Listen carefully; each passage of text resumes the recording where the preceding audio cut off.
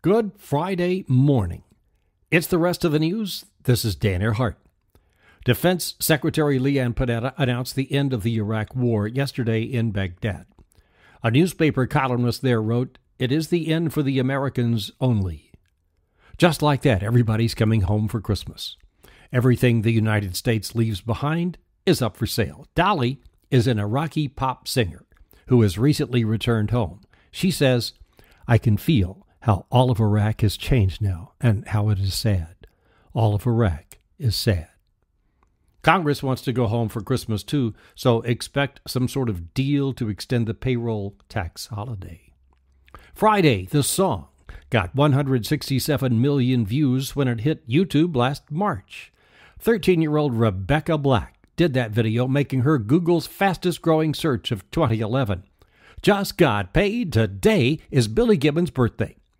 This was the day, December 16th, of the Boston Tea Party in 1773, which pretty much led directly to the Declaration of Independence 3 years later.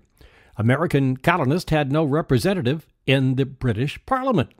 No taxes without representation. That was the battle cry that led to the taking over of 3 British ships in Boston Harbor and throwing their shipment of tea overboard because King George taxed it. It rained apples over a main road in the small British town of Kearsley, Coventry, Monday evening toward the end of rush hour. A driver said the apples fell out of the sky as if out of nowhere. They were small and green and hit the bonnet hard. Maybe it was a vortex that lifted the apples from an orchard like a little tornado, but nobody really is sure. Yesterday, in 1993, Australians began calling what's been known as Ayers Rock for a few hundred years Uluru, as it's been known for 10,000. Finally, last night was the last of the debates. How many were there? 18. Facebook announced a new feature yesterday called Timeline. It is said to make a user's entire history of everything ever shared available with a single click of the mouse. Mark Zuckerberg said, "We think it's an important next step to help tell the story of your life." And that's what you wanted, isn't it?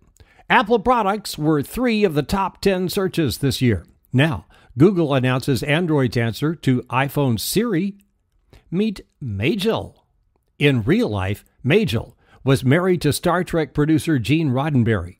She was the voice of the Star Trek computer. An Iranian cyber attack is now suspected in the downing of the American RQ-170 spy drone. Engineers were able to hack into the control systems and convince the drone that it was really someplace else besides over Iran, and that it should just come on down for a nice, easy landing. We'll have to wait until maybe next summer to know for sure if the Higgs particle exists or not. Physicists are excited, thinking they may really have found it, the particle that gives mass to everything. The atom smasher outside Geneva that's being used in the study is said to be the most advanced machine ever made by man, including even the USS Enterprise. But can she take 167 million YouTube hits, Captain?